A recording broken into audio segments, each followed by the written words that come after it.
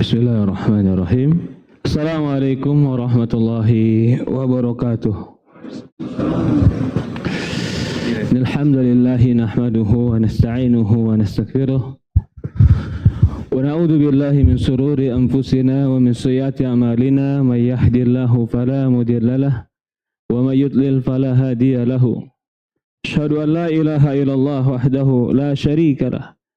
Wa ashhadu anna Muhammad abduhu wa rasuluhu la nabiyya ba'd. Allahumma inna nas'aluka ilman nafi'an wa rizqan thayyiban wa amalan mutaqabbala. Ya Allah, kami mohon kepadamu ilmu yang bermanfaat, rizki yang baik, dan amalan yang diterima di sisi Allah Subhanahu wa taala. Masya Allah, teman-teman yang dimuliakan dan dirahmati Allah Subhanahu wa taala, bapak-bapak dan ibu-ibu, tadi pagi hadir dalam kajian ini. Mudah-mudahan kita dikumpulkan di surga oleh Allah Subhanahu wa taala sebagaimana Allah mengumpulkan kita di dunianya. Rasulullah mengatakan dalam sebuah hadis, kata Rasulullah SAW, "Idza marartum bi raudhin min riyadil jannah farta'u." Kata Rasulullah SAW, jika kalian lewat dari taman-taman surga maka mampirlah. Para sahabat bertanya, "Ya Rasulullah, ma hiya riyadul jannah?" Ya Rasulullah, apa itu taman surga? Rasulullah mengatakan majlis ilmu, majlis zikir, majlis yang menyebutkan qala Allah, qala Rasul, Al-Quran dan hadis. Kata para ulama, disebutkan oleh Imam Ibnu Qayyim, Ibnu Taimiyah juga menyebutkan, barang siapa yang tidak pernah melewati taman-taman surga di dunia, maka tidak akan mungkin bisa masuk taman surga di akhirat. Artinya, barang siapa yang tidak pernah mau belajar ilmu agama, dia nggak bakalan dapat jalan menuju akhirat. Karena jalan akhirat itu diketahui dengan belajar. Dunia saja kita supaya tahu yang benar gimana kita belajar. Maka Rasulullah mengatakan, "Man salaka tariqan yaltamisu fihi ilm, sahhalallahu lahu bihi tariqan ilal jannah." Barang siapa yang mencari ilmu agama, maka Allah akan mudahkan bagi dia jalan menuju surga. Dari hadis ini Ibnu Taimiyah mengatakan, barang siapa, atau para ulama menyebutkan, barang siapa yang dipermudah datang dalam kajian ilmu dan belajar ilmu agama, berarti Allah akan mudahkan dia masuk ke dalam surga Allah Subhanahu wa taala. Hari ini kita dimudahkan datang di sini, Pak. Ibu datang di sini, ikhwan dan akhwat, Masya Allah. Kalau seandainya kita berandai-andai, kita nggak dapat apa-apa. Begitu keluar gedung ini, lupa semua ini kasih tahu Ustadz tadi. Seandainya begitu, Pak. Kita udah dapat ampunan Allah Subhanahu wa taala. Kita dapat ampunan Allah karena Allah tidak mensyaratkan, yang diampuni dalam kajian itu orang yang paham, nggak syarat. Siapa saja yang mau duduk, yang mau dengar, dan dia ada di sini, tapi ikhlas karena Allah, maka Allah mengatakan, wahai malaikat, sampaikan pada mereka, qad ghafartu lahum, aku ampuni dosa-dosa mereka. Ini orang yang hadir majelis ilmu. Maka hadir majelis ilmu, majelis Quran, hadis, itu nggak pernah ada ruginya. Apalagi, Masya Allah, tempatnya dingin, ber-AC, menyender, habis itu makan, habis itu pijit-pijitan, Masya Allah. Luar biasa. Nikmat dari Allah Subhanahu wa ta'ala. Sekarang saya dikasih amanah berbicara tentang, apa judulnya tadi? Nikah yang naik level. Oke, kita mau ngomong naik level, ada yang satu level aja belum naik nih. Allah Akbar. Ya, syukran, jazakallah khair. Teman-teman yang dimuliakan dan dirahmati Allah Subhanahu wa taala, nikah itu kebutuhan. Nikah itu setengah agama. Rasulullah mengatakan, idza tazawwajal 'abdu faqad istakmala nisfu dini, falyattaqillahi fi nisful baqi.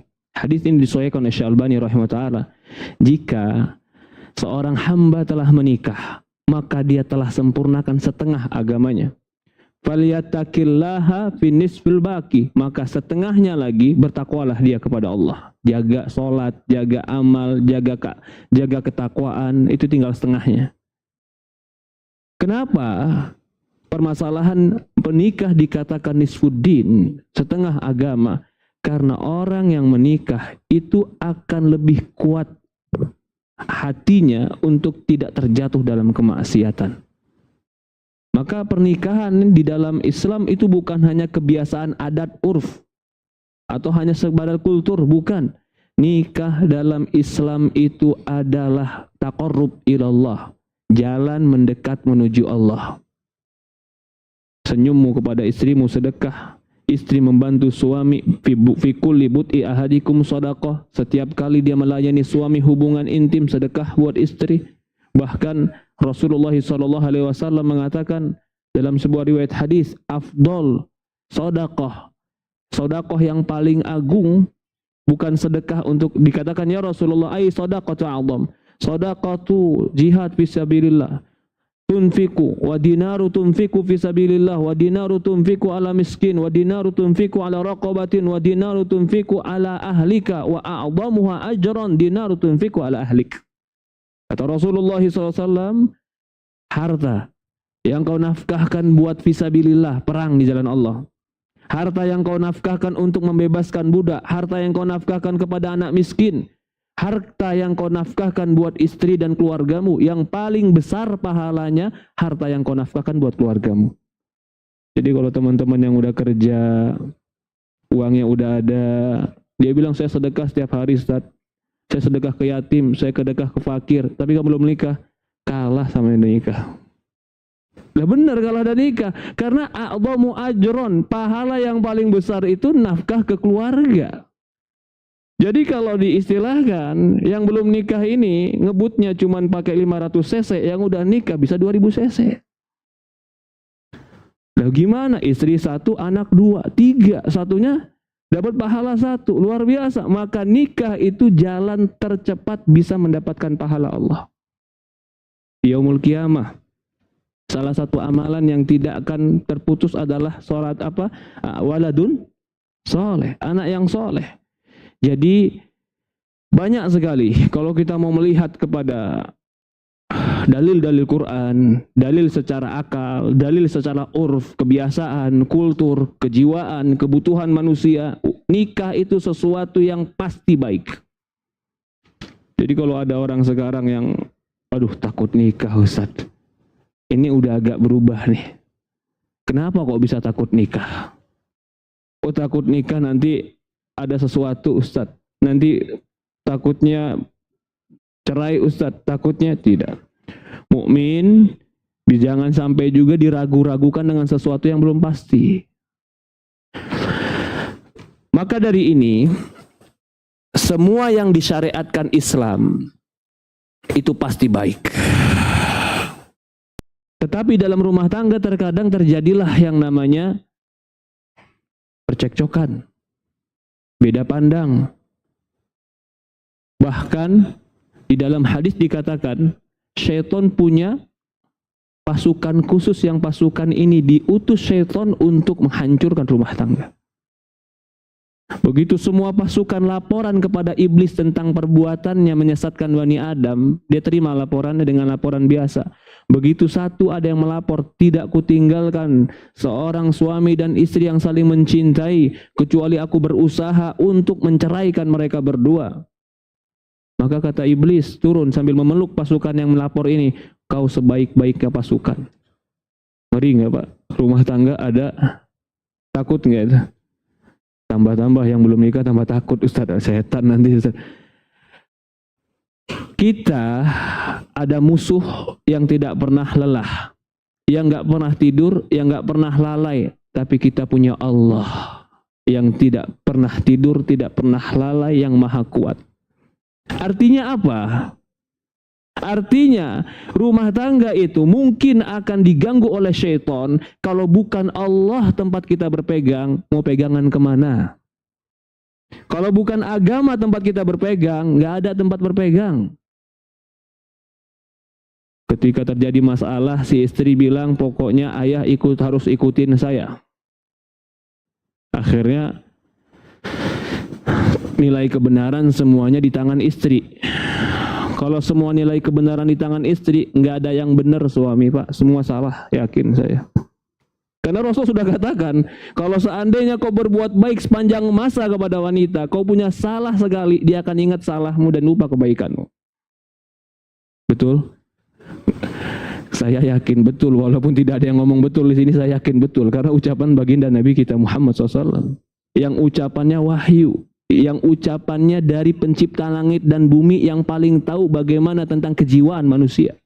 Bukan berarti wanita itu jelek, bukan. Tapi wanita itu perlu dibimbing maksudnya.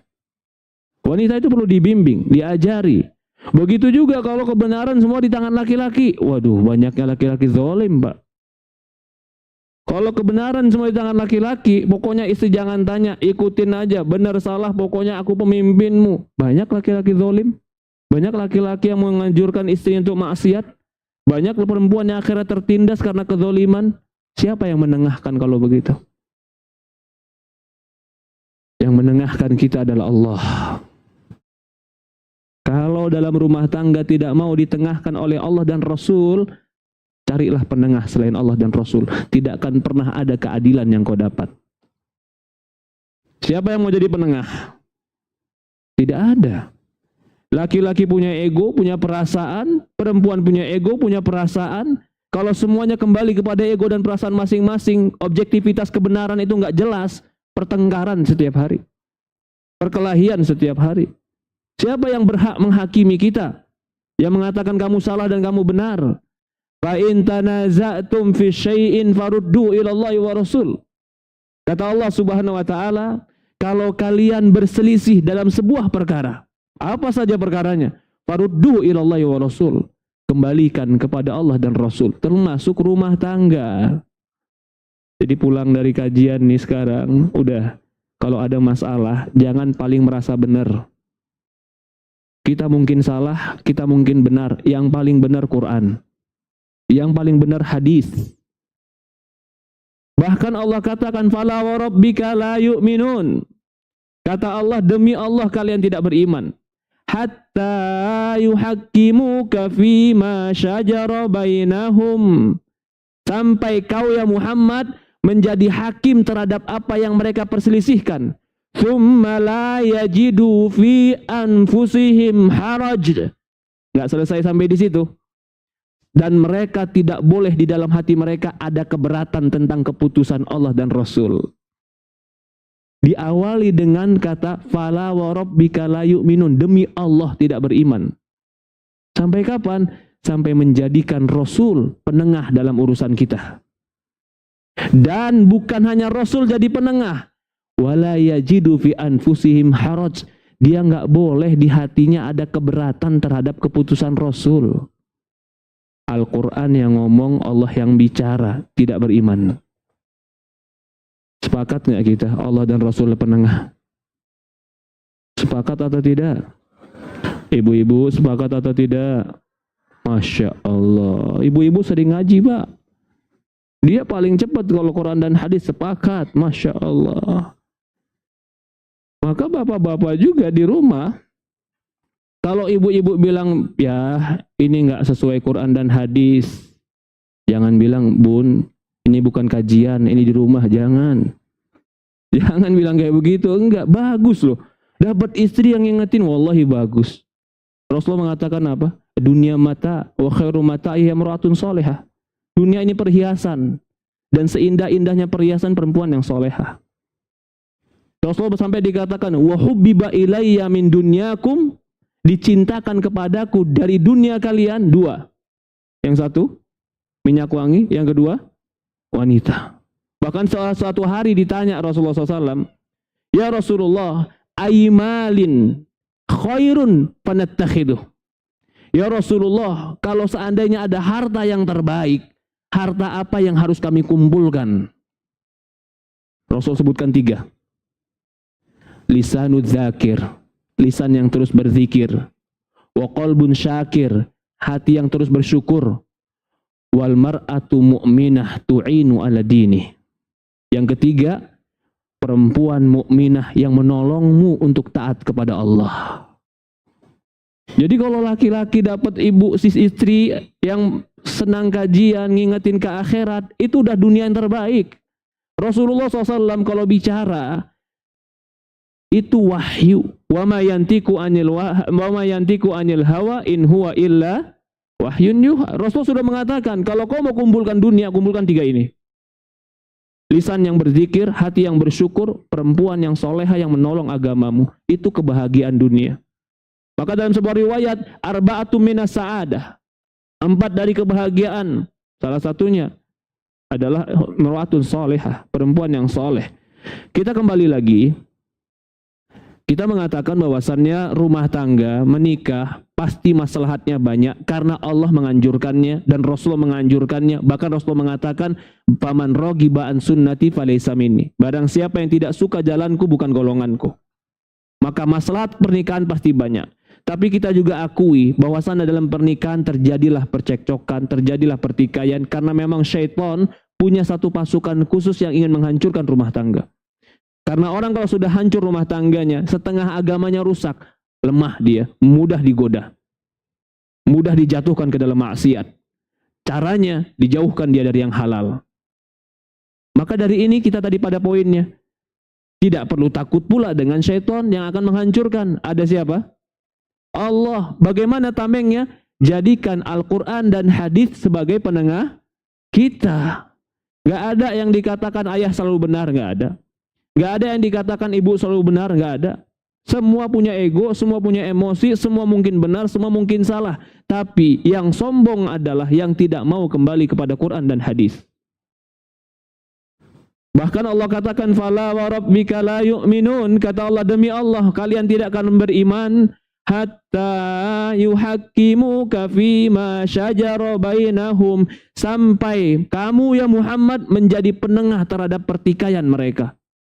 Kalau nggak mau jadikan Rasul sebagai penengah, tidak beriman. Kalau tidak mau jadikan Quran sebagai penengah, tidak akan ada jalan keluar. Tidak ada akan jalan keluar. Dan ketika telah menjadikan Quran dan Rasulullah sebagai jalan penengah, tsumma la yajidu fi anfusihim harajan, dan jangan di dalam hatimu merasa keberatan dengan keputusan Allah dan Rasul. Jadi murni patuh kepada keputusan Allah dan Rasul, itu kesempurnaan iman. Poinnya kemana Ustadz? Poinnya, kita sebenarnya pengen berbicara poligami. Ini yang ingin kita bicarakan. Kenapa kita bicara ke situ dulu Ustadz? Sekarang siapa yang membolehkan? Siapa yang mengizinkan? Siapa yang mengatakan fankihu ma toba lakum minan nisa'i masna wa thulatha wa ruba'? Siapa yang bilang? Allah. Yang enggak mau berarti siapa? La yu'minun. Tidak beriman. Kalau dia mau menolak, tidak beriman, Pak. Karena Allah mengatakan tidak beriman sampai jadikan Rasul sebagai penengah. Kemudian la yajidu fi anfusihim haraj. Dia enggak sama sekali di hatinya enggak ada keberatan. Loh, tapi ini masalahnya berat, Ustaz. Benar. Tapi saya ingin memberikan, Pak, kalau Allah dan Rasulnya mengiyakan dan para nabi melakukan, itu jelek, zolim, jahat, atau baik? Baik atau jelek? Baik. Jawabannya baik. Karena buat nabi, Ustaz. Kalau buat kita nggak baik, ya subhanallah. Ada aja jawabannya, ya kan? Seolah-olah syariat ini bukan untuk kita. Saya bukan ingin mengasung, bukan. Saya ingin mengatakan di dalam Islam terkadang ada solusi agar rumah tangga ini tetap berjalan. Allah mengizinkan poligami. Jangan kita cuma ingin membuka pandangan, membuka kepala, membuka pikiran bahwasannya ini bukan sesuatu yang zolim. Ini bukan sesuatu yang jahat. Ini bukan sesuatu, maaf, yang menjijikkan. Ini diizinkan oleh Allah dan Rasulnya. Kalau kita tidak menerima izin Allah dan Rasul, mau berhakim ke siapa kita? Siapa yang mau kita pertengahkan dalam rumah tangga kita?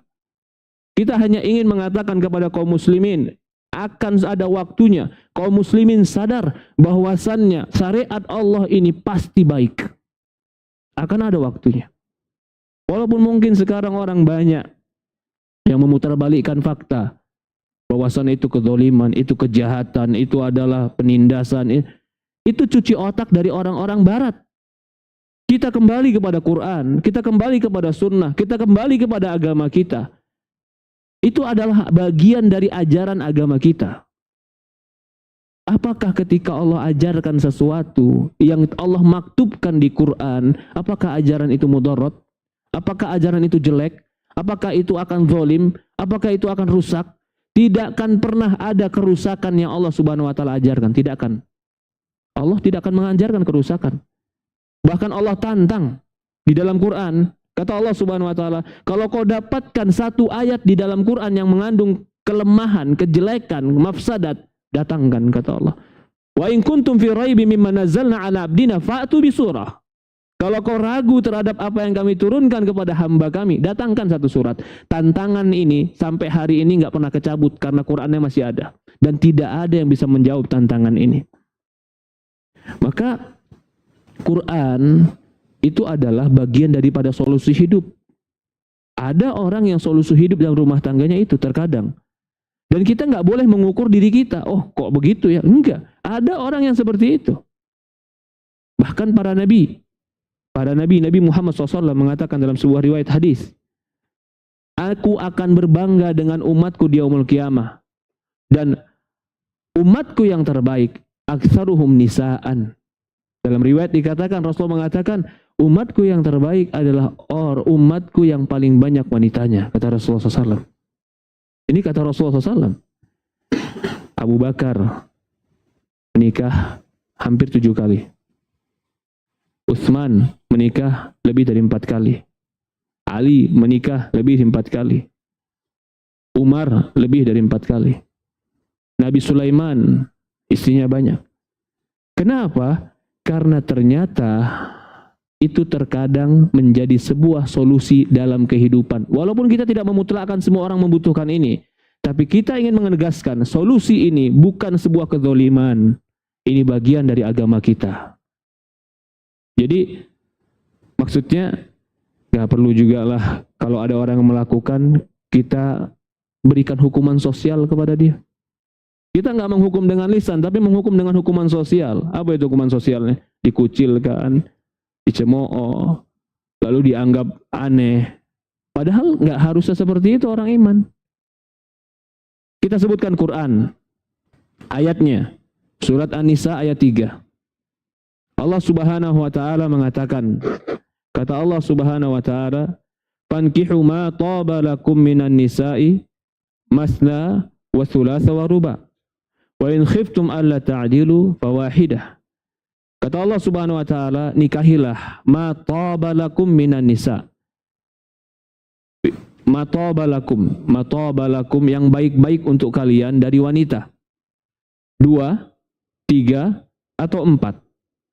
Wa in khiftum alla ta'dilu, kalau kau takut tidak berlaku adil, fawahidah, maka 1.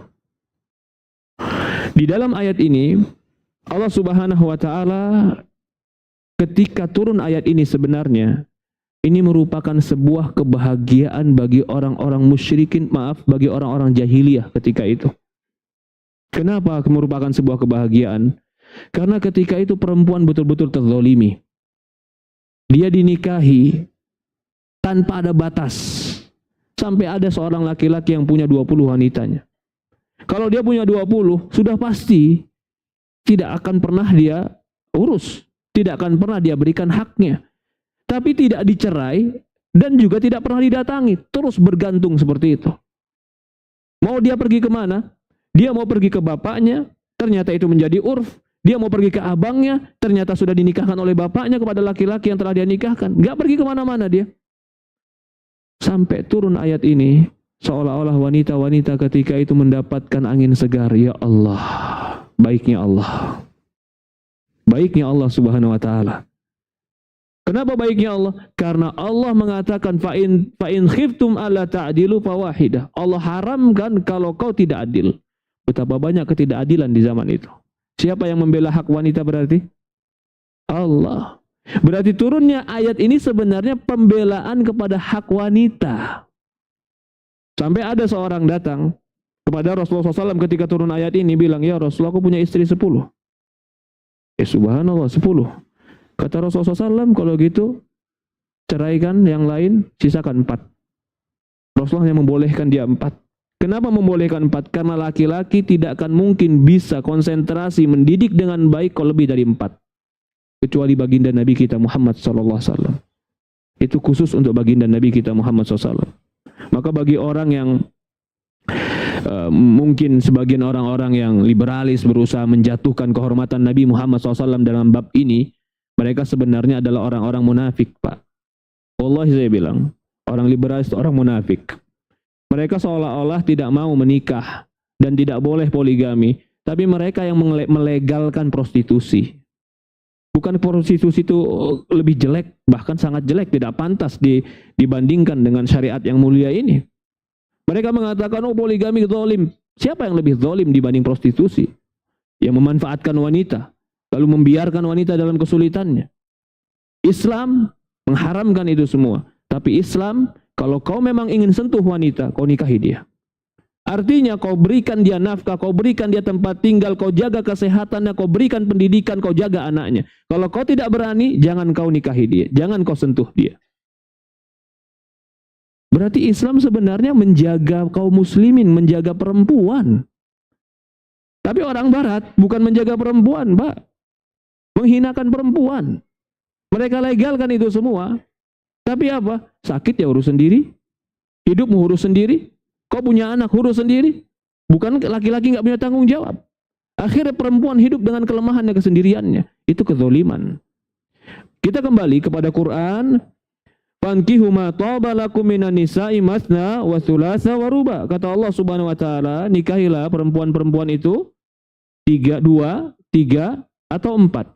Wa in khiftum alla ta'dilu fawahidah. Kalau kau takut tidak adil, maka 1. Dikatakan para ulama, ya, kebanyakan ulama mengatakan bahwasannya, bahkan sebagian ijma, dinukilkan ijma ulama, tidak boleh bagi laki-laki mereka menikahi lebih dari 4 wanita. Kalau dia khawatir, kalau dia menikahi lebih dari 1, tidak adil, maka dia harus 1. Maka di sini para ulama pun berselisih pendapat apa sebenarnya hukum menikah lebih dari 1, poligami. Tapi kesimpulannya dari semua pembahasan para ulama, hukum poligami itu sama seperti hukum nikah pertama. Hukum nikah pertama hukumnya apa sih, Pak? Hah? Wajib? Belum tentu wajib. Hah? Hukumnya bisa jadi haram, bisa jadi sunnah, bisa jadi mubah, bisa jadi wajib, tergantung keadaan. Kapan bisa menjadi wajib? Salah satunya, di antaranya, kalau perempuannya jatuh kepada kemusyrikan. Atau mungkin, kalau si laki-laki khawatir jatuh dalam dosa perzinahan, karena mungkin ada permasalahan dengan istrinya. Ketika itu, bisa jadi wajib bagi dia. Kapan bisa menjadi haram dia poligami? Ketika dia zalim, tak adil. Wa in khiftum ala ta'dilu fawahidah. Ketika zalim, haram dia. Kemudian kapan bisa menjadi sunnah dan mustahab? Ketika dia bisa melakukan kebaikan, melakukan manage yang baik dalam kepemimpinan rumah tangga. Karena ini yang dibutuhkan adalah kepemimpinan. Dikatakan dalam hadis Rasulullah SAW, ya, wa ta'addu zawjat afdal fi iktisar ala wahida walakin bisyurut thalathah. Kata para ulama, bisa jadi poligami itu lebih afdol daripada hanya sendirian, atau mungkin bisa jadi wajib, tapi syaratnya tadi harus adil. Yang pertama, dia harus punya kepemilikan harta. Memang harta nggak syarat, tapi kalau nggak ada harta, Allah, berat. Kadang-kadang ikhwan-ikhwan kan, bismillah, so tawakal Ustaz. Tawakal bener. Tapi jangan tawakal yang nekat, jangan. Bahkan para ulama mengatakan syarat agar poligami itu baik adalah harta. Coba lihat, Rasulullah SAW memang benar pernah memberikan mahar. Rasulullah menganjurkan berikan mahar yang sederhana. Tapi Rasulullah kalau poligami, dia menikah, dia kasih mahar itu selalu banyak. Ketika dia nikah dengan Fatimah, dengan Khadijah, dalam riwayat dikatakan hampir 100 ekor onta yang dipotong untuk rayakan acaranya. Subhanallah. Ketika Rasulullah SAW menikah dengan sebagian perempuan lagi, itu diberikan mahar yang sangat banyak oleh Rasulullah SAW. Jadi, kata para ulama, benar boleh, tapi kalau dia punya kemampuan harta. Kalau dia tidak punya kemampuan harta, maka bisa jadi tidak boleh bagi dia. Yang berikutnya, kata para ulama, juga kemampuan badan, fisik. Kemampuan fisik juga harus. Jadi kalau ada orang tahu fisiknya terbatas, kalau dia nikahi wanita, kemungkinan wanita itu tidak mungkin bisa dia datangi, atau bahkan tidak bisa dia hubungan intim dengan wanita itu. Bahwa sebagian ulama mengatakan tidak boleh dia menikah. Contohnya mungkin, walaupun bukan poligami ya, contohnya seorang laki-laki punya penyakit, lemah. Tidak bisa dia berhubungan intim. Dia sebenarnya nggak boleh nikah sampai dia obatin dirinya. Karena kalau dia sudah menikah, tapi dia tidak datangi istrinya, dia menyiksa seorang wanita. Dia mau bercerai, tidak diceraikan, tidak dinikah, tidak dinikahkan, digantung. Maka itu fisik juga, kekuatan fisik juga disebutkan oleh para ulama. Yang berikutnya ketiga adalah kekuatan keadilan. Nanti kita akan bahas kekuatan keadilan ini adilnya di mana. Yang berikutnya adalah kata para ulama juga, ada para ulama yang menambahkan kekuatan di dalam hati seorang laki-laki untuk memilih wanita yang kedua harus perempuan yang betul-betul tertarik dan dia memiliki perbedaan dengan wanita lain. Maksudnya wanita ini menjadi alasan kuat kenapa dia harus ambil. Nah ini penting nih. Karena kadang-kadang ada orang nikah yang kedua, udah nikah aja lah gimana nanti. Padahal dia nggak terlalu tertarik. Begitu dapat badai, dapat angin, dapat ombak, gara-gara dia tidak terlalu punya ketertarikan, akhirnya mudah dia lepaskan. Itu nggak boleh kata para ulama. Dia harus ambil sesuatu yang dia tahu, kalau seandainya dia sudah ambil, konsekuensinya, apapun yang dia dapatkan dia akan pegang. Karena dia sudah punya rohbah dalam dirinya. Rohbah itu hasrat keinginan yang kuat. Maka kalau hanya untuk main-main, hanya untuk keren-kerenan, hanya untuk gara-gara ditantang teman ketika lagi duduk. Kamu berapa? 1. Nih dong, anak 2. Oke, anak balik 2. Kata dia, subhanallah. Dia kira kayak beli motor. Punya 1, punya 2. Begitu dapat masalah ya subhanallah. Nggak tinggal di rumah yang 1, nggak tinggal di rumah yang 2. Akhirnya sering ya ke Nur Salma. Mulailah dekat sama Ustadz Nur Salma. Kenapa Ustadz? Ini kosong ya Ustadz, ruang DKM ya subhanallah. Bahaya.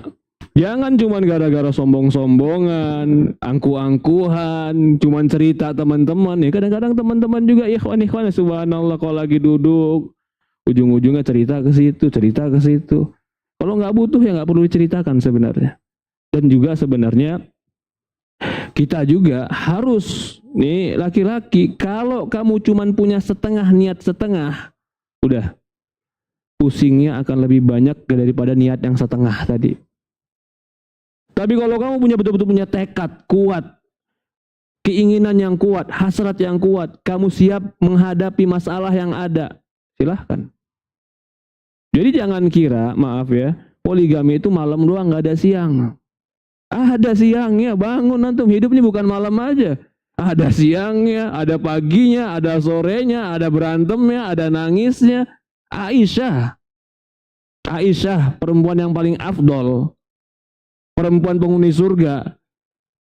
Ketika cemburu, tangannya taruh di pohon kurmanya hangus tapak tangan Aisyah.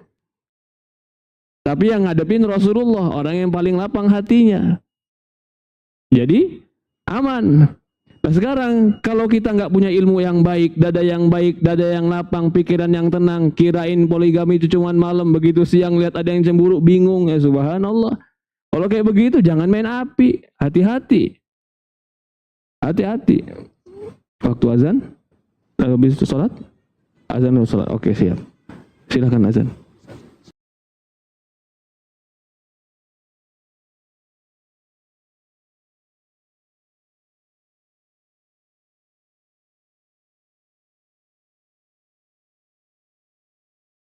La ilaha illallah Muhammadur Rasulullah. Allahumma rabbi. Ya, kita lanjutkan dulu kajian. Sekitar sampai jam berapa? Mungkin kajian saya sekitar 4 kurang 15 pertanyaan ya. Boleh? Sampai jam 4 pertanyaan, kemudian kita sholat asar. Jadi masih ada waktu sekitar 20 menit atau 15 menit buat materinya. Karena belum masuk materi inti ini. Masih pembukaan. Lanjut lagi. Kata Syekh, kata para ulama tadi, di antaranya harus punya kekuatan harta. Betul, punya kekuatan harta. Jangan bilang Rasulullah SAW miskin, Ustaz. Rasulullah memang miskin di awalnya, tapi semua istri punya rumah. Semua istri punya kendaraan. Semua istri punya budak. Bahkan Aisyah itu pernah bersedekah, kalau dirupiahkan hampir uang 1 miliar. Aisyah.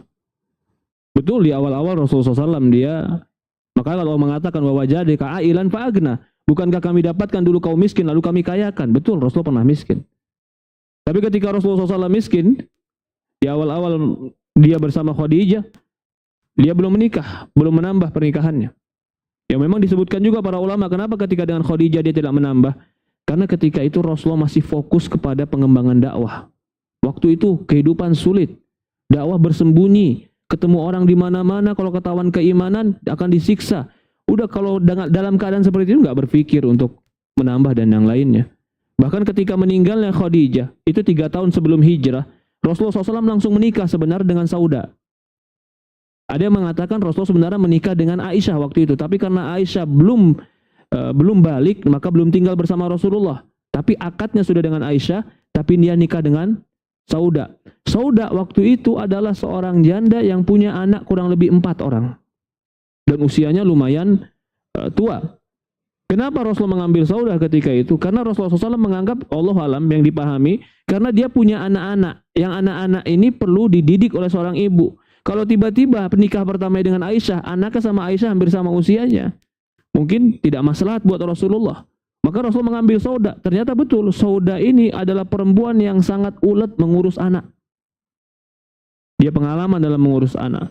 Kemudian setelah itulah baru Rasulullah SAW menikah dengan wanita-wanita yang rata-rata wanita-wanita yang dinikahi Rasulullah ada maslahat untuk agama, ada maslahat untuk dakwah. Kembali, tadi disebutkan syaratnya pertama harta, yang kedua badan, yang ketiga keadilan. Nanti keadilan kita akan bahas apa itu keadilan. Jadi juga ditambah para ulama adalah kekuatan jiwa untuk berkomitmen. Ini penting. Karena kalau tidak ada kekuatan jiwa untuk berkomitmen, kadang banyak orang bergampang-gampangan, bermudah-mudahan. Akhirnya kasihan perempuan-perempuan yang tadinya sudah berani masuk dalam pernikahan nikah kedua, ternyata laki-lakinya bermain-main. Ini tidak boleh, zalim yang seperti itu. Apalagi tadi kita singgung sedikit, salah satunya sebab cuman karena tantang-tantangan sama temennya. Ente kalau nikah dua, ana bayarin maharnya. Subhanallah, ini juga teman cuman ngomporin aja, dia bayarin maharnya. Dia nggak tahu setelah itu bagaimana apa yang terjadi. Jangan. Maka jangan masuk dalam bab ini kecuali sudah dipikirkan dengan matang, kecuali sudah berani komitmen dengan segala konsekuensinya. Jangan bermain-main dalam bab ini. Karena kalau bermain-main dalam bab ini, datang di yaumul qiyamah wa syaqqal ma'il, pinggangnya, tulangnya bengkok. Jadi tanpa perlu dijelaskan, nanti di yaumul qiyamah semua orang tahu ini siapa nih jalan bengkok. Orang udah tahu udah dia. Oh ternyata dia ini yang punya 2 atau punya 3 tapi nggak adil. Kemudian dikatakan juga oleh para ulama, ya, di antara kemampuan itu, dia kemampuan pertama, kemampuan harta, kemampuan badan, kemampuan adil, kemampuan keinginan yang kuat, ya. Juga di antaranya adalah harus punya ilmu. Bagaimana dia mau melakukan sesuatu yang mungkin bisa membakar dirinya, menghancurkan rumah tangganya, dia melakukan tanpa ilmu. Ya subhanallah, sangat bahaya sekali. Kalau seandainya seseorang melakukan perkara dunia, nyoba-nyoba tanpa ilmu, itu sudah bahaya. Bagaimana lagi kalau mau perkara-perkara agama, perkara halal dan haram, perkara yang boleh dan tidak boleh, perkara rumah tangga, dia coba-coba tanpa ada ilmu, bahaya. Harus ada ilmunya. Disebutkan juga di sini, kemudian saya menyebutkan, ya ada beberapa maslahat tentang itu, tapi kita langsung membahas tentang al-adl baina zaujat fil qasm. Apa sih adil itu? Pertama, harus adil dalam pembagian. Yang dimaksud pembagian di sini adalah pembagian malam. Pembagian malam harus adil. Jadi kalau dari awal sudah bilang, saya mau nikah sama kamu, tapi kapan aja saya datang boleh ya? nggak mesti adil. Itu sudah ada sinyalir dia nggak mampu. Kenapa? Karena dia sudah minta dispensasi supaya tidak diminta waktunya. Berarti kan Allah mengatakan wa in khiftum alla ta'dilu fawahidah. Kalau kau sudah tidak mampu adil, satu saja. Permintaan itu sebenarnya adalah sinyal bahwasannya dia tidak mampu. Tapi dia masuk ke dalam hal tersebut. Kalau dia mau, maka Rasul dikatakan di sini para ulama, Allah mewajibkan adil. Tapi adil di sini terbagi menjadi beberapa. Satu, adil dalam malam. Adil dalam malam artinya dia harus bermalam di waktu yang sama. Satu hari, satu hari, satu hari, satu hari bergantian. Bahkan Rasulullah SAW, Pak, itu hampir tidak pernah meninggalkan malam gantiannya. Sampai dia sakit pun, dalam keadaan sakit dia pindah ke rumah istrinya. Subhanallah, berat nggak itu? Lagi sakit pindah ke rumah istri. Berat, Pak. Padahal dalam keadaan sakit, sampai akhirnya di akhir hayat Rasulullah, di akhir hayatnya betul-betul sakit yang parah. Waktu itu Rasulullah SAW sering pingsan. Akhirnya dia kumpulkan istrinya, dia minta sama istrinya dispensasi. Ini karena sudah betul-betul Rasulullah SAW, dia betul-betul sakit, dia nggak bisa lagi bergerak. Dia minta sama istrinya, maka sebagian istri mengatakan, ya Rasulullah, kemana yang kau suka? Akhirnya Rasulullah memilih rumah Aisyah. Tapi kalau bukan karena sakit itu, Rasulullah nggak pernah sama sekali meninggalkan malamnya. Ini harus adil dalam malam. Kalau dikaitkan dengan harus adil dalam malam, ya, maka man kana lahu imra'atan famal ila ihdahuma wa ja'a yaumul qiyamah wa syaqqum ma'il. Kata Rasulullah SAW, barang siapa yang memiliki dua pasangan atau dua istri atau lebih daripada itu, tapi dia lebih condong kepada salah satunya, maka di yaumul qiyamah dia akan datang dalam keadaan tulangnya bengkok. Ya, maksudnya berdiri dalam keadaan bengkok. Begitu juga para ulama mengatakan, ketika dia bermalam, maka siangnya pun dia tidak boleh pergi ke rumah istri yang pertamanya. Jadi waktu malam 24 jam dari siang sampai malam itu adalah milik yang punya waktu. Adapun pembagian waktunya mau mulai maghrib, mau mulai subuh, mau mulai jam siang itu kembali kepada kesepakatan. Tapi yang jelas waktu itu harus disamakan.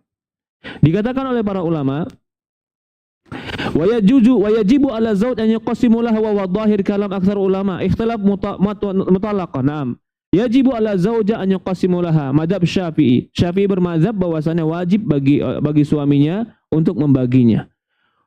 Wa kam yuqassimu baina nisaihi. Boleh berapa hari membaginya? Ada yang macam-macam. Ada yang membagi 2 hari 2 hari. Ada yang membagi 3 hari 3 hari. Ada yang membagi 5 hari 5 hari. Ada yang membagi 2 minggu 2 minggu. Itu tergantung kembali kepada kesepakatan. Tetapi para ulama juga menjelaskan, kalau seorang poligami itu hukum asalnya tidak boleh saling dijauhkan dan berbeda kota, karena itu akan memberatkan. Kalau itu memberatkan, kemungkinan itu akan terjadi ketidakadilan.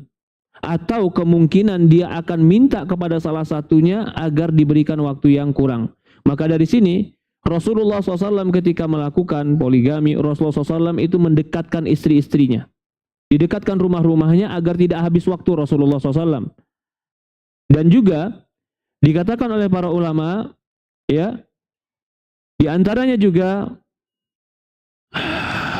di antara kewajiban ketika bermalam, kewajiban bermalam di sini adalah kewajiban yang harusnya seorang suami itu dia dari mulai malam dan siang tetap di sana, walaupun siangnya kerja, tapi tetap hari itu adalah milik yang punya malam. Yang kedua, keadilan itu di mana? Keadilan itu yang kedua adalah di dalam tempat tinggal. Dia harus memberikan keadilan pada tempat tinggal.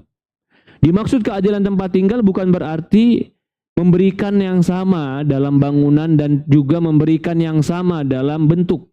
Tapi yang dimaksud adalah memberikan yang adil sesuai porsinya. Tentu yang punya anak banyak, punya kamar berbeda dengan anak yang tidak punya anak.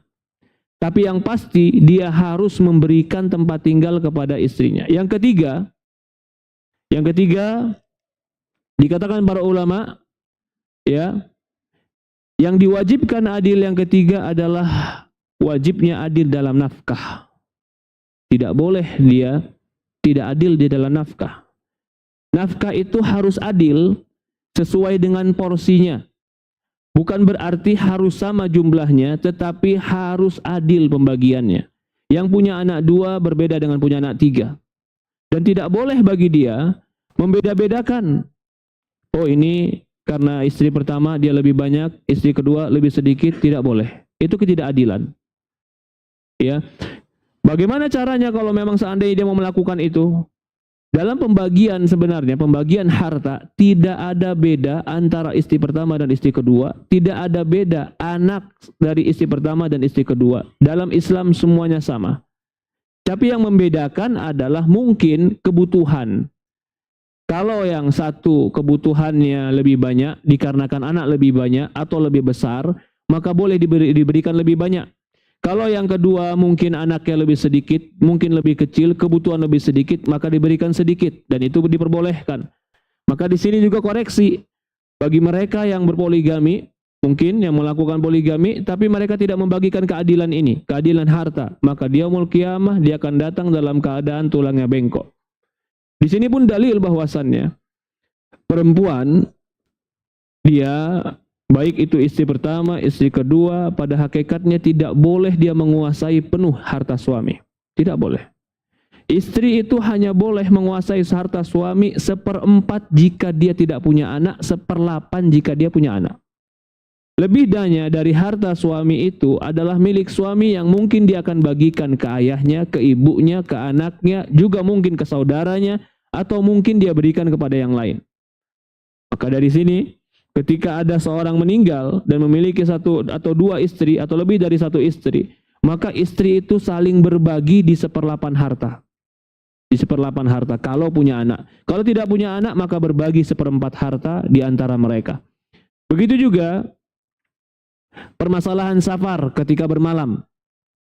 Ini permasalahan safar. Rasulullah SAW dahulu kalau safar itu selalu melotre, mengocok mana yang paling berhak keluar, dia yang keluar bersama Rasulullah. Kalau sudah dikocok namanya dan dia yang keluar, maka dia yang pergi bersama suami dan tidak ada ganti malam. Itu bedanya kalau dikocok. Berbeda kalau saling bernegosiasi. Aku bawa dia dulu, nanti aku bawa kamu kapan-kapan. Maka yang seperti itu harus diganti. Hari ini dia bawa safar si A. Dia pergi 3 hari sama si A.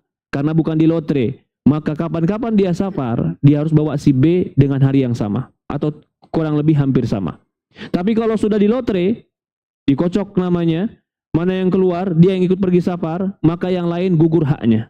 Karena sudah di lotre. Maka dalam Islam juga ada salah satu cara keadilan adalah melotre. Kalau bukannya itu judi Ustaz? Tidak. Yang judi itu adalah kalau kita ngeluarin uang kita. Lalu sama-sama meletakkan uang, siapa yang menang dia yang ambil, itu judi. Kalau sekarang bukan. Saya pengen memberikan hadiah, umpamanya, saya ingin memberikan hadiah. Yang hadir di sini semua banyak, tapi hadiah dari saya. Saya berikan ke satu saja, saya rasa tidak bijak. Maka saya minta semua namanya, saya lotre, mana yang keluar nanti punya dia. Itu tidak judi, karena semua punya hak yang sama dan itu bukan dari uang mereka. Maka seperti itu juga ketika suami istri. Di antara bentuk keadilan mungkin sesekali adalah mengocoknya dan melotrenya. Juga di antaranya disebutkan oleh para ulama, di antara keadilan yang berikutnya adalah pakaian. Memberikan pakaian yang pantas. Sebagaimana diberikan yang pertama pakaian yang pantas, yang kedua diberikan pakaian yang pantas. Maka ini 4 inilah yang harus adil.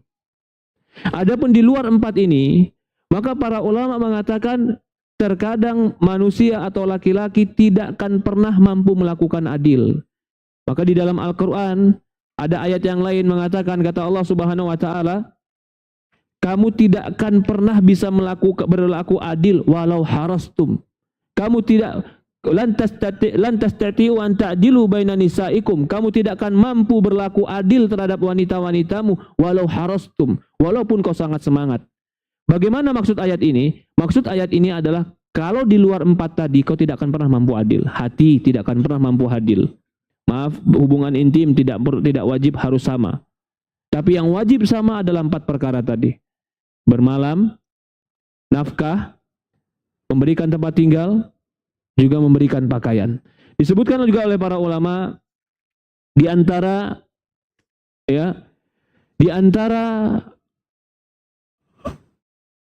masalah-masalah yang disebutkan berkaitan dengan poligami ini adalah di antaranya adalah seorang laki-laki dia harus menjadi pemimpin, qawam dalam segala hal. Di antaranya juga ketika terjadi kecemburuan. Bayangkan Rasulullah SAW ketika suatu hari datanglah Aisyah atau di rumah Aisyah. Kalau Rasulullah di rumah Aisyah, orang-orang tahu bahwasannya di rumah Aisyah adalah tempat yang paling disukai Rasulullah. Maka suatu hari datanglah Ummu Salamah dengan pelayannya membawakan makanan untuk Aisyah, membawakan makanan untuk Rasulullah SAW ke rumahnya Aisyah. Begitu sampai di rumah Aisyah radhiyallahu anha, Aisyah buka pintunya, dia lihat ternyata ini pelayannya Ummu Salamah. Maka Rasulullah SAW atau Aisyah ketika itu marah, cemburu, karena tahu ngapain dia ngasih. Ini kan lagi di rumahku, ini kan lagi jatahku. Dipukullah mangkok itu, pecahlah mangkok itu. Begitu pecah mangkok ini, Rasulullah SAW dia sambil tersenyum ngambil mangkok itu, dikumpulkannya. Dalam sebuah riwayat dikatakan makanannya masih bisa dimakan. Rasulullah mengatakan makanlah, ibumu sedang marah. Lalu Rasulullah mengatakan kepada Aisyah, apa kata Rasulullah? Ya Aisyah, kau harus ganti mangkok ini. Ini adalah cara yang terbijak seorang laki-laki ketika melihat bagaimana seorang wanita marah. Rasulullah memberikan dispensasi Aisyah marah. Rasulullah ambil mangkoknya sambil tersenyum, dia sedang marah. Karena perempuan cemburu, wajar. Perempuan mana yang gak cemburu? Tapi ketika memecahkan mangkok orang lain, itu harta orang. Rasulullah katakan kepada Aisyah, ganti punya orang. Artinya, di dalam rumah tangga terkadang, mungkin ada sesuatu masalah. Mungkin dia marah, tapi laki-laki harus berada di tengah. Kau boleh marah, tapi jangan kau ambil harta orang lain. Kau boleh marah, tapi kau tidak boleh merugikan orang lain. Bahkan suatu hari, ini perkara yang ringan. Banyak laki-laki yang terkadang dalam rumah tangga ini dia lupakan, padahal ini adalah kejelekan. Apa itu? Contoh lain, suatu hari Rasulullah SAW pernah datang, masuk, tiba-tiba datanglah teman Khadijah. Rasulullah SAW kalau ada teman Khadijah, Rasulullah selalu memuliakannya karena bentuk bakti kepada istri dan ingat dengan kebaikan Khadijah. Aisyah ketika itu cemburu. Kok gitu banget sama temannya Khadijah? Kok gitu banget sama Khadijah? Sampai Aisyah, ya perempuan muda yang belum pernah menikah sebelumnya, tentulah Rasulullah SAW adalah yang paling dia cintai. Sampai dia katakan, udahlah, kapan? Intinya dia menjatuhkan Khadijah karena perempuan yang tua itu.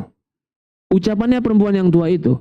Lalu Rasulullah SAW ketika itu menyebutkan kebaikan-kebaikan Khadijah.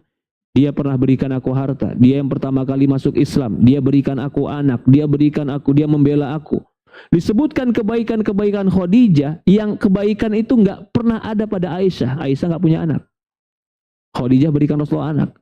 Aisyah masuk Islam setelah bapaknya. Khadijah masuk Islam duluan ketika semua orang menolak Rasulullah SAW.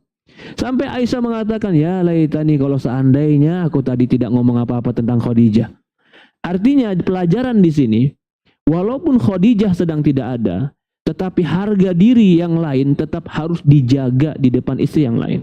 Dia boleh cemburu, tapi dia nggak boleh merobek kehormatan orang lain. Contoh lain, dalam sebuah riwayat hadis, suatu hari Rasulullah SAW datang, lalu menyebutkan nama salah satu istrinya. Nih perempuan, disebutin namanya aja, itu sudah cemburu. Aisyah cemburu waktu itu. Ketika Aisyah cemburu bilang apa? Aisyah menyebutkan kekurangan istri itu yang Aisyah tidak miliki. Apa itu? Ngapain nyebutin perempuan pendek itu depan aku? Disebutin fisiknya yang tidak tinggi. Kata Rasulullah SAW, Rasul langsung mengkoreksi Aisyah. Ya Aisyah, kalau seandainya ucapanmu ini diletakkan di samudra, samudra ini akan kotor semuanya. Apa yang bisa diambil pelajaran? laki-laki harus tetap di tengah dalam keadaan hadir dan gaib. Ada istri, nggak ada istri, tetap di tengah. Karena kalau ini tidak dimiliki, di sini dia beda bicara, di situ dia beda bicara, akan teropinikan dia laki-laki yang berdiri di atas dua kaki. Akhirnya kecemasan, kebimbangan, dia nanti jangan-jangan di sana beda, di sini beda, jangan-jangan di sana dispesialkan, aku tidak. Apa sebabnya? Karena ketika dalam permasalahan gaib dia tidak menegakkan keadilan. Kenapa Aisyah merasa tenang? Walaupun Rasul di rumah yang kedua, tidak akan mungkin dia pernah menjatuhkan aku. Kenapa? Karena Rasul tidak pernah menjatuhkan yang lain di rumah Aisyah. Kenapa dia menjadi percaya dengan Rasulullah? Karena dia lihat Rasulullah SAW, dan ini harus dimiliki laki-laki. Kadang-kadang laki-laki sudah poligami, istrinya marah, keluarlah kalimat-kalimat mutiara buat adiknya, dia malah iya benar juga kamu, subhanallah. Dia kira itu mendamaikan. Itu bukan mendamaikan, itu menambah kecurigaan. Kenapa mencurigaan? Karena dia curiga suatu hari kau di rumah dia, kau akan mengiyakan kalimat dia untuk dirinya. Laki-laki, keadilan, kembali kepada keadilan, itu harus adil dimanapun berada. Maka dari ini, para ulama mengatakan, diantaranya adalah, ya, permasalahan seperti ini, permasalahan poligami seperti ini, bukan permasalahan yang seenaknya saja. Kita tidak membenarkan orang yang bermudah-mudahan lalu dia mengabaikan wanita. Betapa banyak perempuan-perempuan yang jadi kedua tanya ke Ustadz, saya nggak didatengin, Ustadz, saya sudah mengalah, Ustadz. Siapa yang berbuat? Ternyata ikhwan. Tapi berapa banyak juga ikhwan yang jatuh dalam perkara yang haram, cuman gara-gara tidak mau melakukan syariat Allah. Kita cuman menegaskan bahwasanya ini syariat. Jangan sampai syariat ini terkotori dengan perbuatan-perbuatan orang yang menisbatkan kepada Islam, akhirnya orang antipati kepada Islam. Islam ini mulia, yang salah orangnya.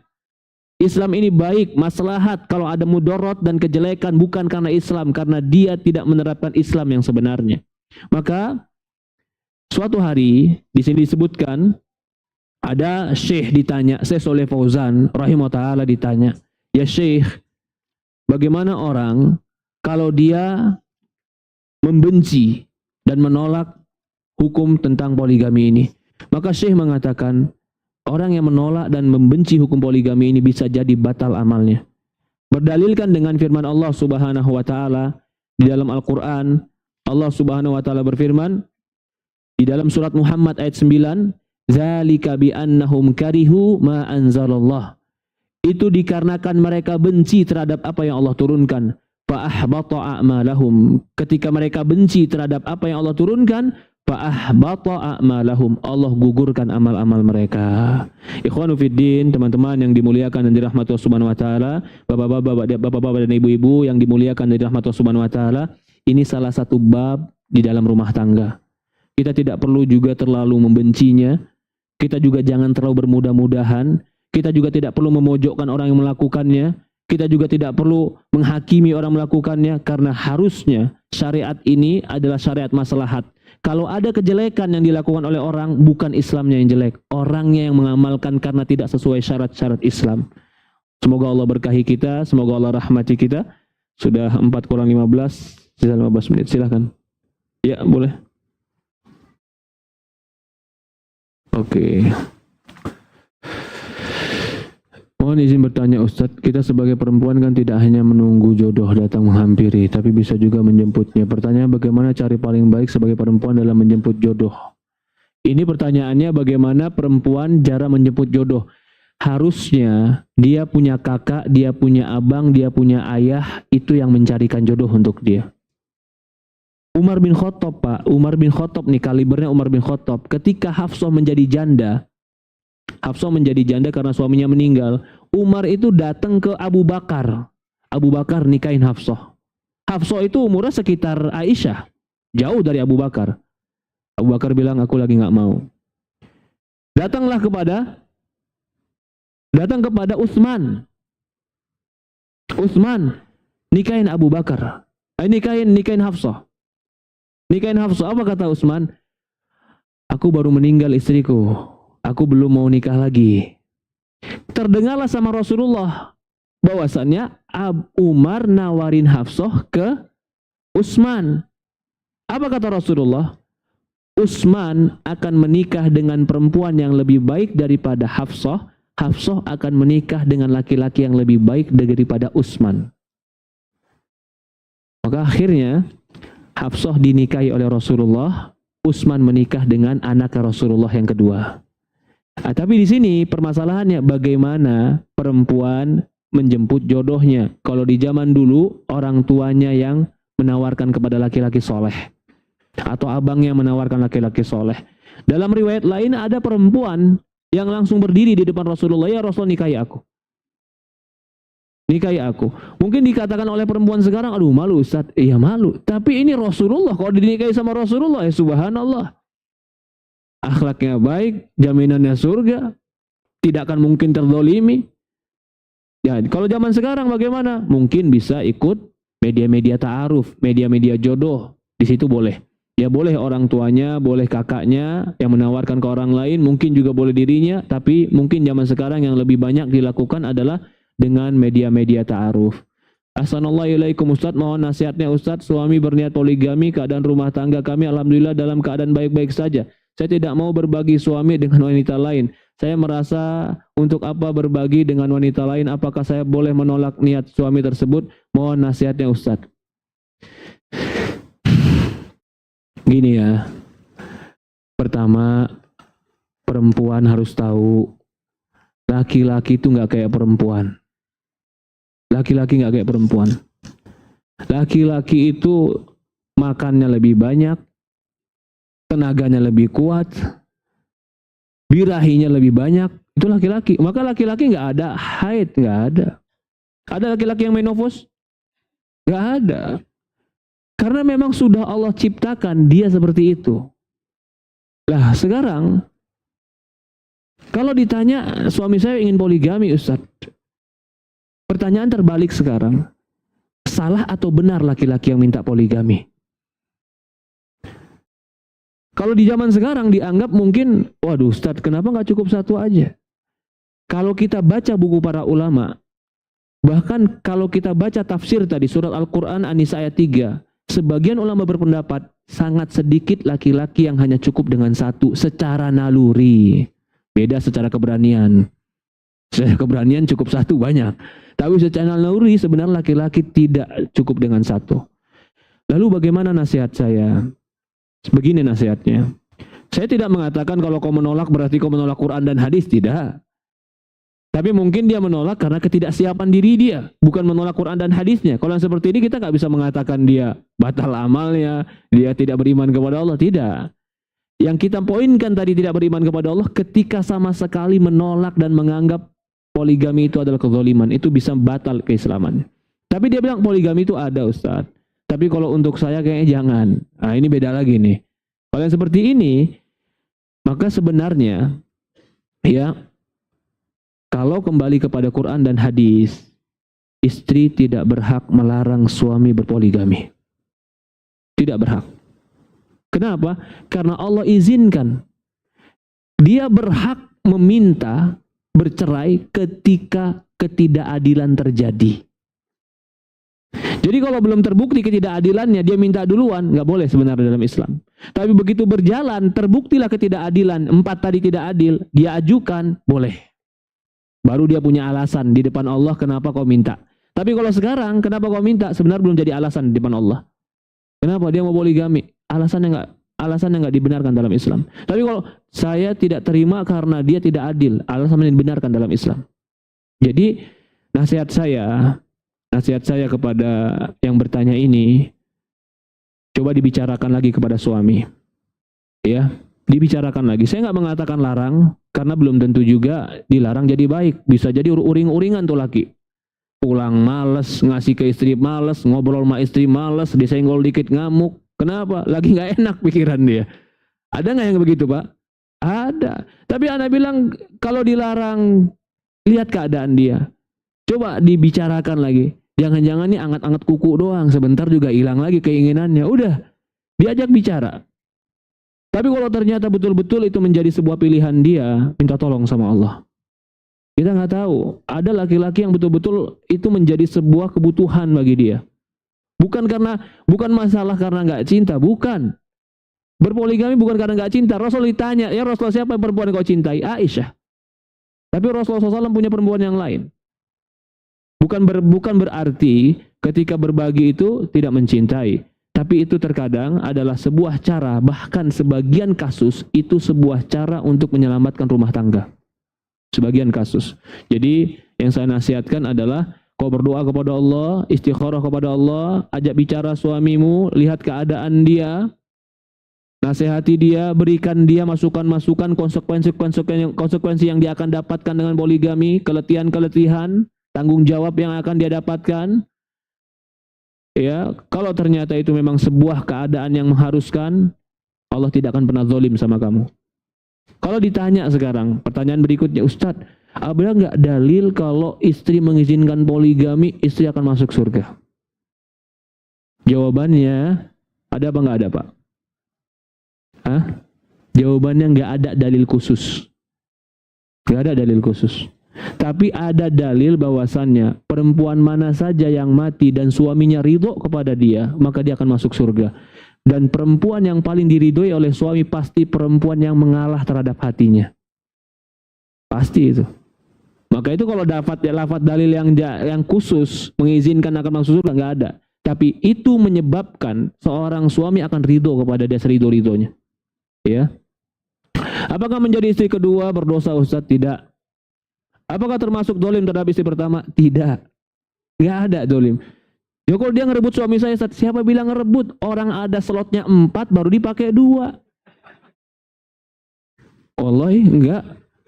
Saya enggak setuju dibilang merebut yang kedua, merebut yang pertama, enggak.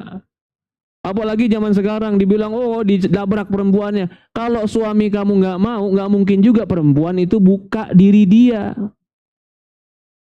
Jadi enggak ada. Jadi yang pelakor itu gimana, Ustaz? Yang berzina itu pelakor. Yang sembunyi-sembunyi itu pelakor. Yang nggak mau halal tapi pengen duit cowoknya doang, pelakor namanya itu. Tapi kalau halal, bener, terang-terangan, dibilang pelakor nggak bisa. Allah memberikan slot, boleh, maka tidak ada pelakor di situ. Bagaimana menghadapi keluarga yang masih awam dengan poligami? Anak janda usia 42 tahun. Syukron Ustaz, barakallahu fiik. Ya, kalau masalah poligami ini lalu kita ukur dengan perbicaraan orang awam, maka tidak akan pernah ada selesainya. Jadi tidak perlu kita mengukur dengan ucapan orang, tanggapan orang, penilaian orang. Salah satu, kenapa kajian akhir ini kita tutup dengan ini? Karena sebenarnya ingin memberikan kepada kaum muslimin tahap demi tahap, akui bahwasannya syariat. Kalau ini benar, jangan selamanya ini selalu dipicingkan mata sehingga kaum muslimin yang melakukan merasa malu, terpojokkan, perempuan yang harusnya bisa diselamatkan karena dia butuh dengan pernikahan, akhirnya tidak berani melakukan karena udah hukuman sosialnya udah terlalu berat. Lah bagaimana hukuman sosial ini dirubah, cara pandang ini dirubah? Ya taklim ini, kajian ini, agar pandangan itu berubah. Yang jelek itu berzina, yang jelek itu tidak adil, yang jelek itu adalah menzolimi. Kalau tidak menzolimi, Allah dan Rasulullah mengizinkan. Allahu a'lam. Cukup? Satu lagi? Cukup. Oke. Oh terakhir. Oke, pertanyaan untuk bertanya. Boleh. Panjang ini. Dia tulis dari rumah kayaknya ini. Saya perempuan usia 27 masih single dan belum pernah menikah. Ustaz, saya memang belum pernah menikah, tetapi saya punya riwayat maksiat di masa lalu dan sekarang saya menyesalnya. Saya berusaha pelan-pelan untuk memperbaiki diri. Saya ingin memiliki suami yang soleh, memiliki sifat qawam, tapi karena masihlah masa lalu saya merasa rendah diri untuk punya suami yang demikian. Bagaimana caranya agar saya tidak merasa rendah diri? Pertama, maksiatmu tutupi. Jangan ceritakan ke siapapun. Jangan kau ceritakan. Menceritakan kemaksiatan bukan sebuah kejujuran, tapi menceritakan kemaksiatan adalah aib diri. Aib diri harus ditutup. Aib diri harus ditutup. Lalu bagaimana sekarang saya, Ustaz? Sudah berbuat baik, lupakan masa lalu, sekarang berbuat baik sebaik-baiknya. Pakai hijab yang baik, bergaul yang baik, jaga harga dirimu, jaga perkataanmu, jaga media sosialmu, kau jaga izahmu. Allah akan menikahkan engkau dengan orang yang mirip denganmu. Karena kan dikatakan dalam hadis, al-qulub ma'a junudil mujannadah. Hati itu akan dipasangkan dengan semisalnya. Ketika kau ingin baik dan kau ingin mendapatkan orang baik, buktikan dulu kebaikanmu. Insya Allah Allah akan berikan kau jodoh orang baik. Jadi nggak perlu sibuk dengan yang telah lalu, maka perbaiki diri untuk yang akan datang. Kemudian ditanyakan, kedua, saya sampai hari ini belum bisa berdamai dengan ayah saya. Ayah saya sering berselisih pendapat dengan saya dan tidak mau mendengarkan saya. Apakah kondisi ini saya bisa menikah ya Ustaz? Saya berselisih dengan ayah saya dan ayah saya tidak mau mendengarkan saya. Ini kalimat salah. Bukan ayahmu yang dengerin kamu, kamu yang dengerin ayahmu. Kalimat kamu salah. Tapi saya benar Ustaz, kamu tetap salah ketika kamu kasar dengan orang tuamu. Siapa yang mengajari kita kasar sama orang tua kita? Siapa yang mengajari kita marah sama orang tua kita? Orang di dalam Quran, kalau orang tuamu berbuat syirik, apa kata Allah? Jangan taati kesyirikannya, tapi wasahibhuma fid dunya ma'rufah. Sohib itu bergaul, berteman terus sama dia dengan baik. Ini orang tua yang syirik. Sekarang saya tanya, orang bapakmu syirik atau tidak? Kalau bapakmu tidak syirik, lalu kau katakan tadi tidak mau mendengarkan saya, yang saya nasihati adalah dirimu. Kau harus berakhlak baik dengan ayahmu. Lalu pertanyaan di sini, apakah kondisi ini saya bisa menikah ya Ustaz? Saya khawatir kondisi dirimu yang mendominasi terhadap laki-laki menyebabkan laki-laki tidak betah denganmu. Loh, dari mana Ustaz tahu? Ayahmu harusnya kau hormati, ayahmu harusnya kau sanjung, ayahmu harusnya kau takuti. Tapi sekarang apa yang kau lakukan? Kau mengatakan tadi, maaf, apa katanya? Dia mengacaukan sesuatu ke orang tuanya. Lah itu ayah, gimana kalau suami yang dia dapat? Kebetulan suaminya juga kalem, nggak mau debat. Suami istrinya lebih tinggi suaranya, ya udah diam aja lah, kata Ustaz, sabar. Subhanallah. Sabar. Akhirnya treadmillnya cuma diem. Nggak, ternyata lama-kelamaan cerai. Saya dapatkan ini 4 bulan menikah. Subhanallah, si laki-laki punya karakter diam tapi suka marah. Si perempuan punya karakter cerewetnya, menguasai rumah tangga. Ternyata memang selama ini anak pertama yang suka menguasai ayahnya juga. Apa yang terjadi? Dalam waktu setengah tahun talak 3 terjadi, 3 kali talak. Ini kesalahan fatal. Perempuan, ingat, tidak akan bisa perempuan itu menguasai laki-laki kalau dengan kekerasan. Tidak bisa. Yang menyebabkan laki-laki itu tunduk depan perempuan adalah kelembutan, feminim. Kalau bentuk otot, bentuk suara keras, laki-laki udah biasa. Udah biasa dengan kekerasan. Maka kekerasan tidak akan bisa menundukkan laki-laki. Tapi tangisan, lembutnya. Laki-laki bisa nangis kalau laki perempuan nangis. Kalau dia tersentuh hatinya. Tapi kalau di perempuan yang kasar, yang keras, tidak. Maka di sini saya tidak tahu ya, tapi pertanyaan mengatakan ayah saya tidak mau mendengarkan saya. Apakah kondisi ini saya bisa menikah? Saya khawatir dia punya sikap yang mendominasi terhadap ayah. Padahal ayah harus dihormati, disanjung, ditakuti. Lah bagaimana kalau punya suami? Perbaiki akhlakmu. Hargai ayahmu. Ya, karena yang saya dengar sebelum menikah harus selesai dengan diri sendiri. Dengan saya merasa belum selesai dengan ayah saya. Oke. Bukan berarti pula dengan ini kau tunggu baik baru kau nikah. Ya subhanallah, kapan nanti baiknya? Ternyata baiknya di usia 50 tahun baru nikah, kelamaan. Karena memang usia baik itu lama-lama akhlak di usia berapa? 40 mulai dewasa, 50 mulai turun egonya. Masa dia tunggu ke situ dulu? Jangan, udah nikah dulu saja. Tapi kekurangan-kekuranganmu sadari. Kekurangan-kekuranganmu perbaiki, kekurangan-kekuranganmu jaga. Nikah secepatnya. Jangan kita jadi was-was dengan pernikahan. Tidak. Kita sudah tahu kekurangan kita. Saya kekurangannya kalau marah meledak-ledak, Ustadz. Ya nggak perlu juga kalau ketika kita, ya berarti kita harus punya apa? Punya sikap mudah minta maaf. Udah punya sifat meledak-ledak, nggak mau minta maaf. Siapa yang mau dimarahin tiap hari dan nggak minta maaf? Nggak ada yang mau. Artinya cepatlah menikah, perbaiki diri perlahan, banyak doa sama Allah.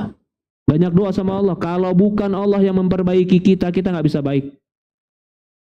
Allahumma aslih li sya'ni kulli wa la takilni ila nafsi tarfatal ain. Ya Allah, perbaiki diriku. Allah musta'an. Mungkin ini yang bisa kita bahas. Jazakallahu khair. Tafadhol akhi. Baik Ustaz, syukran jazakallahu khair. Ustaz, izin di akhir sesi Ustaz berkenan berikan pertanyaan Ustaz, kuis untuk ikhwan dan akhwat. Untuk yang akhwat terlebih dahulu Ustaz di area ibu dan anak, silakan Ustaz. Baik, panitia mau disiapkan. Buat akhwat pertanyaannya, apa hukum menolak poligami? Silakan mic di area ibu anak. Saya minta dalil Qur'annya 1 ayat.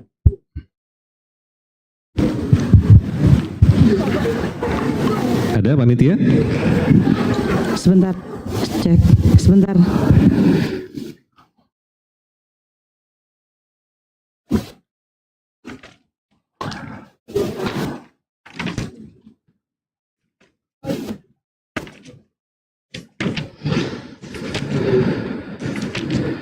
Ya Allah ya Rabb, la ilaha illallah wahdahu la syarika lah, lahul mulku wa lahul Ya, silakan. qadir. Cek.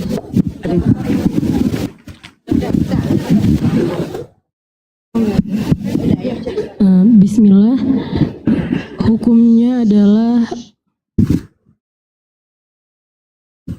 Apa hukumnya?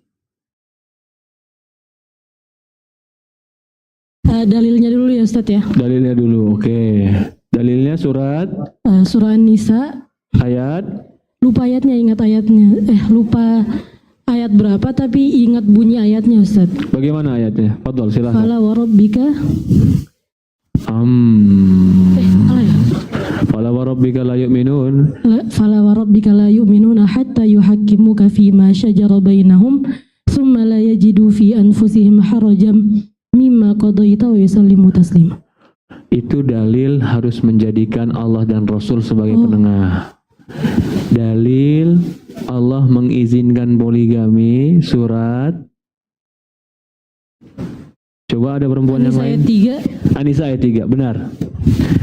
Fankihu ma tabalakum minan nisa'i masna wa thulatha wa ruba. Ahsanti, bagus. Itu dia An-Nisa ayat 3. Nah, jazakallahu khair. Syukur Ustaz, selanjutnya 2 untuk ikhwan Ustaz. 2 untuk ikhwan. Pertama, pertanyaan ikhwan.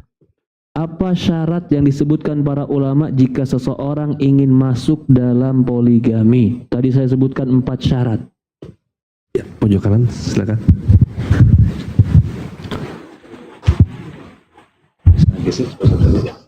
Ya, silakan. Dalam berpoligami memiliki 3 syarat. Namun para ulama menambahkan 1 syarat, diantaranya memiliki kecukupan harta atau memiliki harta yang lebih, kemudian memiliki kemampuan fisik, kemudian mampu dalam bersikap adil, betul, dan terakhir kekuatan dalam jiwa. Ya, kekuatan dalam jiwa untuk melakukannya dan komitmen terhadap perbuatannya. Jazakallah khair. Masya Allah, bagus. Jawabannya benar. Satu lagi Ustaz, izin. Satu lagi, yaitu berkaitan dengan ikhwan ya. Allah mengatakan wa in khiftum alla ta'dilu fawahidah. Kalau kau takut tidak adil maka 1 saja. Dalam ayat yang lain dikatakan kalian tidak akan pernah mampu adil walaupun kalian bersemangat. Pertanyaannya, keadilan yang diwajibkan itu di berapa bab atau di berapa keadaan? Apa saja yang diwajibkan dalam adil? Ya, silakan. Silakan.